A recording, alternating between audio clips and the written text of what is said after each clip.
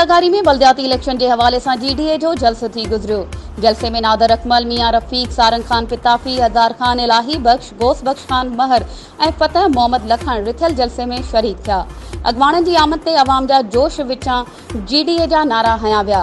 आयल मेहमानन पारा पिंडाल में बीठल अवाम शानदार इस्तकबाल कयो। उन मौके ते अगवाणन नादर अकमल खान लगारी जलसे में मौजूद मानुन के खिताब कंदे चयो त सियासत खिदमत जो नालो आहे, पर मुखालिफ इक़्तिदार में अचण बाद अवाम जी नज़रन खां गायब थी वेंदा आहिनि। असीं हमेशा गरीब माण्हू खे अॻिते आणण जी ऐं खिदमत करण ते यकीन रखूं था। मियां रफीक ऐं मीर सारंग खान जलसे जे पिंडाल में बीठल अवाम खे खिताब कंदे चयो त मुखालिफ भले ज़ोर लगाइन, पर जीत इंशाअल्लाह GDA जे उम्मीदवारनि जी थींदी।